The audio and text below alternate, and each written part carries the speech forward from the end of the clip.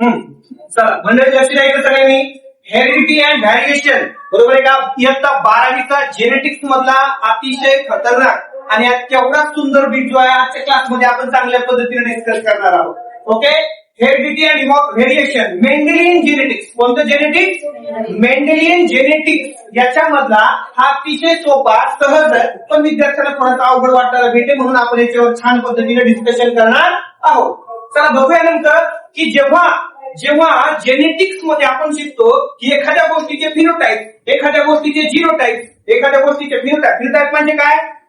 Phenotype म्हणजे काय? External appearance. Very good. Genotype म्हणजे काय? Internal appearance. चला आता पहा, लक्षात घ्या सगळ्यांनी. जर समजा मी आत्ताच सांगितलं उदाहरण तुम्हाला की समजा एक आपले रामराव आहेत आणि या रामरावच्या हातामध्ये हे फुल दिलं बघा. काय दिलं? हे फुल जरा मोठं झालं का रामरावपेक्षा? काय दान घ्यायचं नाही, राहू दे. हे फुल दिलं. काय दिलं रामरावच्या हातामध्ये? हे फुल. आता हे फुल जे आहे हे फ्लावर आहे, हे कसं आहे बेटा? अनमोल. याचे जिनोटाइप्स आपल्याला माहिती आहेत का? नाही. आपल्याला काय शोधायचे त्याचे? जिनोटाइप्स. काय शोधायचे? जिनोटाइप्स. मग तुम्ही कसे शोधणार? कसे शोधणार? तर तुम्ही शोधणार बेटा टेस्ट क्रॉसने. कशाने शोधणार? चला तर बघूया टेस्ट क्रॉसची डेफिनेशन काय म्हणते. तर लक्षात घ्यावं सगळ्यांनी. वेन F1 प्रोजेनी, कोणता प्रोजेनी? दोन कॉन्ट्रास्टिंग कॅरेक्टर मधून F1 प्रोजेनी आला एवढं आपल्याला चांगल्या पद्धतीने माहिती आहे का नाही? येस. मग Wien F1 progeny cross with homozygous recessive. Homozygous what? Recessive. It is called as test cross. It is called as test cross. What do you mean by test cross? When F1 progeny cross with Homozygous recessive. it is called as test cross. It is called as test cross. मग taste cross ची definition आपण follow करायलो. आपण unknown plant check करणार की नाही? Yes. मग आपण काय करणार बेटा की जसं मी तुम्हाला सांगितलं की एखादा कॉइन आपण उडवला बरोबर आहे का. तर एक तर काय असेल? हेड पडेल किंवा काय पडेल? टेल.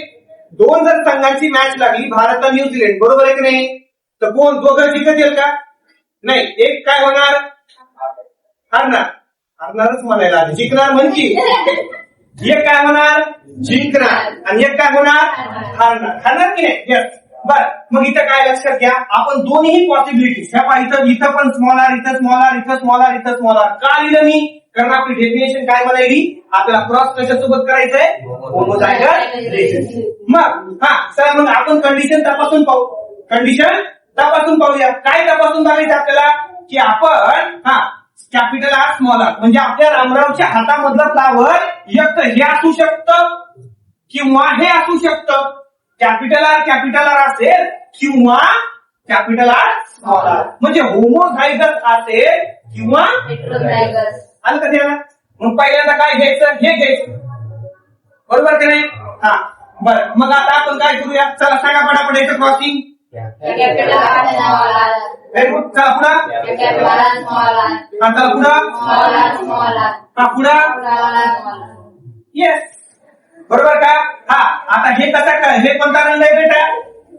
व्हाईट कलर आहे. कसं आहे हे? कलर. हे कसं आहे? कलर.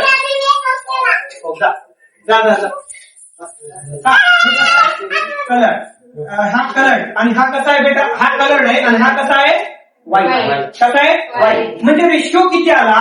तर रेशिओ तुमचा आला बेटा इथं काय? 1:1. काय आला तुमचा? 1:1 रेशिओ. काही ध्यानात आलं का? बर.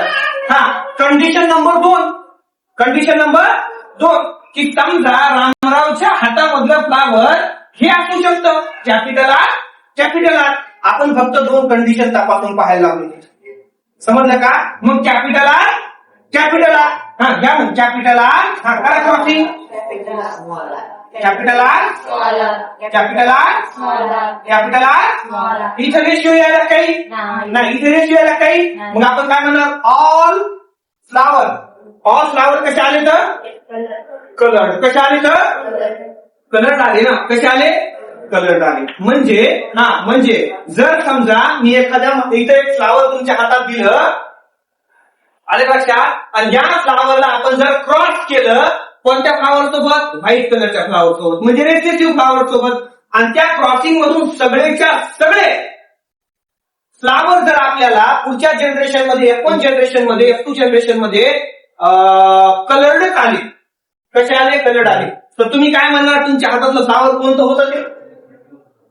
कोणतं होतं? होमोझायगस का हेटेरोझायगस? कसं असते ते? हे पहा ना इथं सगळ्यांनो, हे पहा कॅपिटल आर. हा, हे झालं homozygous. Capital R small R, हे काय झालं? हेटेरोझायगस. हेटेरोझायगस. अरे जेव्हा 1:1 रेशिओ येतो, 1:1 रेशिओ येतो, तेव्हा त्याला म्हणायचं काय? हेटेरोझायगस. काय म्हणायचं? आणि जेव्हा सगळेच्या सगळे कलर येतात तेव्हा काय म्हणायचं? काय म्हणायचं? आलं का ध्यानात? आधी डेफिनेशन ध्यानात घ्यावा आणि पद्धती चांगल्या पद्धतीने टेस्ट क्रॉस म्हणजे काय? when F1 progeny cross with homozygous recessive homozygous, it is called test cross. When all the plants which are showing colored flower in F2 generation, this flower is considered as homozygous. And if there is 50% of colored and 50% flowers are white color, means the ratio is 1:1. 1:1. In this condition, we conclude that, काय conclude करणार आपण? Heterozygous. तो कसा होता? Heterozygous. कसा होता रे? Heterozygous. म्हणजे रामरावच्या हातामधलं फुल, हे दोन्ही कंडिशन तुमच्या लक्षात आल्या का? आल्या का लक्षात? एकदम सोपं आहे, काय अवघड नाही, अजिबात अवघड नाही. हा, बॅक क्रॉसची डेफिनेशन ऑन दी स्पॉट लगेच पाठ झाली पाहिजे चांगल्या पद्धतीनं. आम्हाला F1 प्रोजेनी, काय कोणता प्रोजेनी? F1 progeny. हा, आयदर, क्रॉसच्या अगोदर आयदर टाकलं, आयदर, बरोबर का? ह्याच्यासोबत क्रॉस होणार किंवा याच्यासोबत क्रॉस. लक्षात आलं का? घरामध्ये तुम्ही रोजच्या जेवणामध्ये चपाती भाकरी दोन्ही खाता का? नाही. काय करतो आपण? ऑप्शन काय निवडतो? एक तर चपातीच खाता, नाही तर काय खाता? भाकरीच खाता. नाही भेटल्यावर काय बी खाता, तसं काय अडचण नाही. लक्षात आलं का? पण हा, काय म्हणलो मी की F1 प्रोजेनी, कोणता progeny? F1 progeny cross with homozygous recessive किंवा homozygous dominant. Homozygous dominant. It is called as काय म्हणायचं त्याला? Back cross. काय म्हणायचं? Back cross. मग आता माझा प्रश्न आहे, आता वाक्य दणक्यात लक्षात राहिलं पाहिजे तुमच्या सगळ्यांच्या, की टेस्ट क्रॉस मध्ये बॅक क्रॉस आहे का बॅक क्रॉस मध्ये टेस्ट क्रॉस आहे?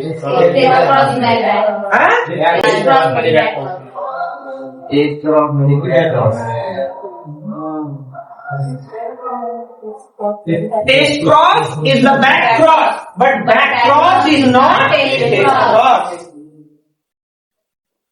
भारतामध्ये महाराष्ट्र आहे, महाराष्ट्रामध्ये भारत आहे का? नाही. अजून जवळ येतं का? हा, परभणी माहिती आहे ना? हा, परभणी. काय? परभणी मध्ये जिंतूर आहे. जिंतूर मध्ये परभणी आहे का?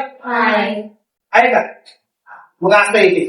हा, तुमचा बॅक क्रॉस मध्ये काय आलाय? तुमच्या टेस्ट क्रॉस काय आलाय तुमचा?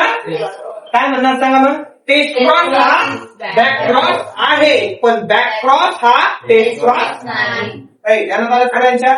या दोन डेफिनेशन आणि या दोन कंडिशन व्यवस्थित लक्षात ठेवायच्या. एक्झाम मध्ये बऱ्याचदा याच्यावरती प्रश्न विचारलेला आहे. राईट का लक्षात? चांगलं होय की नाही? इकडं मुलांचा आवाज झालाय, मुलींचा?